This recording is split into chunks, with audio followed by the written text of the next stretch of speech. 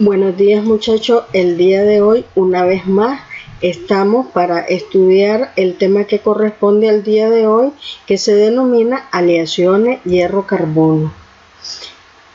El día de hoy nuestro objetivo es reconocer cómo se forman las aleaciones de acero mediante el estudio de las diferentes formas de aleaciones, que ya sabemos que en este caso el acero, que es el que nos compete el día de hoy, está hecho fundamentalmente de una aleación de hierro y carbono. En algunos casos pueden haber otros elementos, pero siempre fundamentalmente son a base de hierro y carbono. Ellos pueden formar, y de ahí salen los diversos aceros que nosotros necesitamos para los diversos usos y necesidades en nuestra vida cotidiana. Vamos a ver toda la imagen que tenemos ahí en el video. Si la observamos, todos ellos son herramientas y productos que nosotros necesitamos habitualmente en nuestra vida a diario, y ellos están hechos a base de acero, ¿verdad? O sea, a base de hierro y carbono, por distintas necesidades, ¿verdad? Porque a veces necesitamos dureza, porque a veces necesitamos resistencia. Entonces, igual, producto de esas necesidades, en base a eso, vamos a tener en cuenta qué tipo de acero es el que vamos a necesitar. Si necesitamos un acero que detenga la corrosión, un acero que sea un acero resistente, o sea, independientemente de que ella esté formada a base de carbono, el día de hoy nos vamos a dar cuenta de que la cantidad de carbono va a variar en dependencia del tipo de acero que se forme en la aleación. Entonces, veamos la estructura cristalina del hierro puro, como hierro puro, ¿verdad? Tenemos ahí el hierro. En el diagrama de fase que se nos presenta, observamos temperatura a 768, 910 grados centígrados, 1400, 1559. El hierro fundamentalmente, después de los 1539 grados centígrados, él ya empieza a pasar al estado líquido, a formar otra fase diferente a la fase del estado sólido. Cuando observamos el diagrama aquí en los 768 grados, aquí se hace una diferencia en el diagrama, porque hasta aquí llega la temperatura Curie del hierro, del elemento hierro. ¿Qué significa la temperatura de Curie? La temperatura de Curie significa que a este grado de temperatura el elemento ya pierde sus características, sus propiedades magnéticas, para pasar a ser un elemento paramagnético. En este caso el hierro deja de ser ferromagnético y pasa a ser paramagnético, porque empieza a perder sus propiedades magnéticas. Sin embargo, el hierro, es bueno recordar que el hierro se caracteriza por tener diferentes formas alotrópicas. ¿Qué significa esto? Que si hablamos de la estructura cristalina, el hierro va a formar diferentes estructuras cristalinas en dependencia de su grado de temperatura, del enfriamiento que tenga. Aquí en este lado izquierdo tenemos un enfriamiento lento, aquí tenemos un calentamiento lento igual. Hablábamos anteriormente de las formas alotrópicas y aquí nos las refleja un poco más clara, ¿verdad? Las formas alotrópicas en las que inicialmente el hierro forma la estructura cristalina que se denomina hierro alfa, hierro beta, hierro gamma y hierro delta. Eso va a estar en dependencia de la temperatura por la que tengamos el hierro en ese momento. A los 768 grados es lo que está aquí más o menos el diagrama, a los 768 grados, que ya decía yo que es la temperatura Curie, él forma la estructura cristalina BCC, que significa cúbica centrada en el cuerpo. Ya sabemos que es en inglés, ¿verdad? De los 910 a los 768 de enfriamiento, ¿ya? El hierro también forma la estructura cristalina cúbica centrada en el cuerpo, y aquí encontramos un hierro alfa. Posteriormente de los 1400 hasta los 910 en grado de descendencia, ¿verdad? Porque estamos hablando del enfriamiento, el hierro forma estructura cúbica centrada en las caras, y aquí encontramos al hierro gamma, ya es otro tipo de estructura. Por eso se dice que el hierro es alotrópico, muchas formas de estructura. Luego tenemos finalmente que ya después de los 1400 hasta los 1539 grados, que es donde él ya empieza su punto de fusión, o sea, pasa a ser ya otra fase del estado sólido al estado líquido, ya encontramos al hierro delta. Y ahí tenemos una imagen de lo que es el sistema cúbico centrado en el cuerpo. O sea, es la estructura que forma inicialmente, ¿verdad? La forma inicialmente, seguidamente la vuelve a formar en el hierro, el alfa, la vuelve a formar en el hierro beta, y finalmente en el hierro delta la vuelve a formar. Aquí tenemos una estructura cúbica de cara centrada, o sea que esta es la estructura que él forma exactamente cuando él forma el hierro gamma a una temperatura que anda dentro de los 1400 a los 910 grados. Aquí igual observamos en el diagrama de fase el mismo diagrama que teníamos anteriormente, ¿verdad? Nada más que aquí observamos la formación del hierro alfa, del hierro gamma y las fases en las que podemos observar sólido, líquido. Igual observamos el punto a donde él comienza a hacer la fase líquida, y luego posteriormente viene pues el enfriamiento. Hablando del carbono, la ventaja que tiene la aleación de hierro con carbono es de que el carbono en esta aleación, ya nosotros sabemos que en las aleaciones siempre está presente un soluto y un solvente, ¿verdad? Que el soluto es el que lo encontramos en menores proporciones que el solvente. En este caso, en el caso de los aceros, el carbono viene a representar el soluto en los aceros. El hierro va a representar el solvente en los aceros. Entonces, ¿qué ventajas tenemos?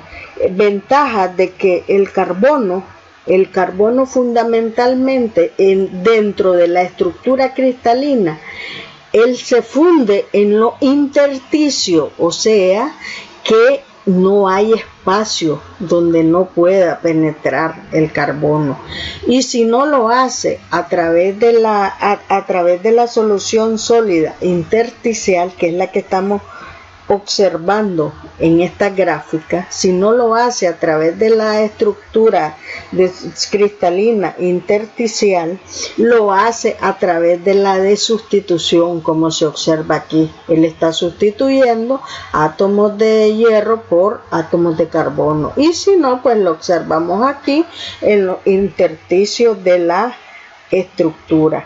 O sea que es ahí donde nosotros venimos y decimos el hierro sí sufre cambios estructurales con la temperatura antes de fundir, ¿verdad? Pero sin embargo, Sin embargo, a la temperatura ambiente, la forma más estable del hierro es la estructura que forma la ferrita cuando forma el hierro alfa. Veamos la clasificación de los aceros. Dentro de la clasificación de los aceros tenemos los aceros bajos en carbono. ¿Qué significa aceros bajos en carbono? Son los aceros, ¿verdad?, en donde se encuentra el menor porcentaje de peso de carbono, o sea que contienen menos de 0.25 de porcentaje en peso de carbono. No responden al tratamiento térmico para dar martensita, ni se pueden endurecer por la acritud. O sea que la microestructura consiste en ferrita y perlita, por lo tanto son relativamente blandos, poco resistentes, pero con extraordinaria ductilidad. Ya sabemos que cuando hablamos de ductilidad y de tenacidad estamos hablando de las propiedades de los elementos. Son de fácil mecanización, son soldables y son baratos. Lo podemos encontrar ¿dónde? En los aceros estructurales, en lo que corresponde a las vigas, en las carrocerías de vehículos, en los puentes que no requieren de mucha resistencia mecánica, ¿verdad?, crítica, pero sí ahí encontramos el acero de bajo carbono. Existen otra clasificación de acero de bajo carbono que también son bajos en contenido de carbono, pero tienen alta resistencia y baja aleación. O sea que contienen, además del carbono, pueden contener cobre, vanadio, níquel, molibdeno, totalizando un 10% quizás en esos otros elementos.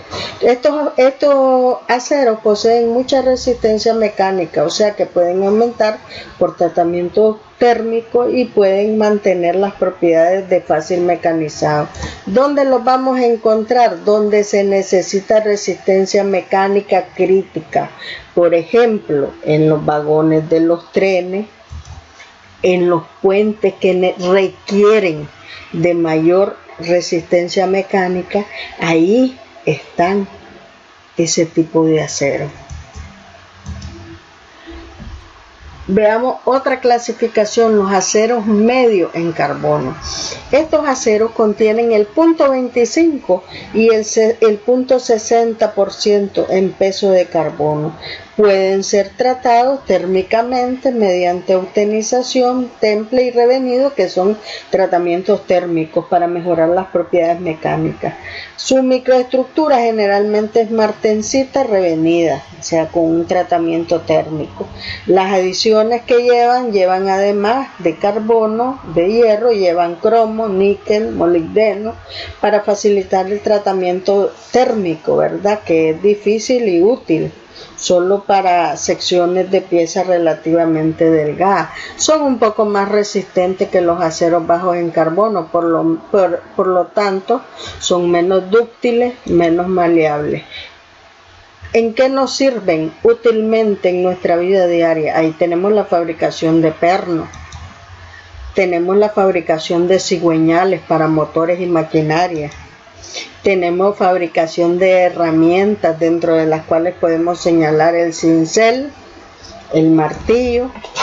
Todos esos son aceros de medio carbono. También tenemos los aceros altos en carbono. Los aceros altos en carbono ya generalmente traen entre 0.60 y 1.4% en peso de carbono. Son más duros, más resistentes, pero menos dúctiles que los otros aceros al carbono. Casi siempre se utilizan con tratamientos de templado y revenido, que son tratamientos térmicos que lo hacen muy resistentes al desgaste, capaces de adquirir la forma de herramientas de corte. ¿Dónde los vamos a encontrar? Normalmente en herramientas de corte, matrices herramientas de herrería y de carpintería, por ejemplo, en nuestros hogares, los cuchillos. Los cuchillos normalmente son de acero, las tijeras, todo lo que es herramienta de corte. Las brocas para cementos en la construcción son de acero. Los troqueles son de acero. Las herramientas de corte en el torno, el fresado, todo es de acero. Las herramientas en carpintería igual son de acero. Ahí tenemos la circular cortando madera, es de acero. Tenemos el torno, las herramientas de corte en el torno para dar forma son de acero. Los cuchillos en nuestros hogares, las tijeras son acero, troqueles, brocas para cemento igual son acero. Entonces finalmente vamos a consolidar esta clase. Vamos a consolidarla diciendo, ¿verdad? Recalcando que los aceros se van a subclasificar y a clasificar en dependencia de la cantidad de carbono que nosotros encontremos. Y así vamos a tener aceros de bajo carbono que tienen por menor que 0.2 porcentaje de carbono. Aceros de medio carbono en lo que va de 0.2 a 0.5 en porcentaje de peso carbono. Aceros de alto carbono que van a estar por arriba de 0.5 en relación al peso en carbono. Tenemos igual que hay aceros que ya están aliados con otros elementos. Entonces esos aceros de baja aleación van a tener como porcentaje de los elementos de aleación menos del 8%. Los aceros de alta aleación van a ser con porcentajes superiores al 8%, mayor al 8% en los porcentajes de elementos que participan, que no son hierro ni carbono. Entonces debemos de recordar, ¿verdad?, de que cada vez que seleccionemos un material debe de ser adecuado a las propiedades mecánicas, a las condiciones de servicio que nosotros requerimos para el componente el que lo estamos necesitando. Entonces cuando seleccionamos el tipo de acero va a estar determinado por las características que son las más importantes y que nos hacen decidir qué tipo de acero es lo que nosotros necesitamos. Si necesitamos un acero resistente, un acero rígido o un acero dúctil. Entonces esto va a depender de la aplicación de la fuerza que nosotros vayamos a imponer a nuestras necesidades, ¿verdad? Un esfuerzo, temperatura que nosotros necesitamos y las condiciones abrasivas a las que va a estar sujeto, ¿verdad? El tipo de acero en donde lo vayamos a necesitar. Todas estas propiedades son propiedades de impacto de los aceros y van a depender, lógicamente, una vez que se está efectuando la aleación, van a depender de la microestructura, del tipo de aleación que haya presentado, si ahí entra en juego si necesitamos un acero de bajo, de medio o de alto carbono. Es lo que tenemos que tener en cuenta a la hora de seleccionar el material. Si lo necesitamos un acero inoxidable, pues vamos a ver el inoxidable que necesitamos, si es de baja o de alta aleación. Entonces todo va a depender de los esfuerzos a los que vaya a estar sometido el acero que necesitamos. Finalmente vamos a evaluar tu esfuerzo y el aprendizaje en esta clase y te voy a asignar una tarea. La tarea que te va a quedar el día de hoy va a ser, vas a elaborar o valorar en tu cuaderno mediante el estudio de esta clase, ¿verdad? El día de hoy, si no perdiste nada, vas a valorar el uso cotidiano de la importancia de los aceros en las diversas clasificaciones. Esta valoración la vas a realizar usando ejemplos prácticos de la vida diaria. Hazla tomando en consideración usos, propiedades y necesidades de los a 0. Tu valoración deberá ser mínimo 4 párrafos de 8 líneas cada uno. Esto lo vas a realizar en tu cuaderno. Una vez realizado, envíala por medio de imagen o en un cuadro de diálogo en la plataforma educativa de la universidad. De esta manera, una vez que tú la envíes a la plataforma educativa de la universidad, tu trabajo será evaluado académicamente y obtendrás tus respectivos puntajes. Una vez más, si estuviste atento y no te perdiste nada de esta clase, no te preocupes, ten la seguridad de que todo lo efectuarás bien, tu tarea será correcta. Una vez más les digo, muchachos, cuídense y hasta pronto.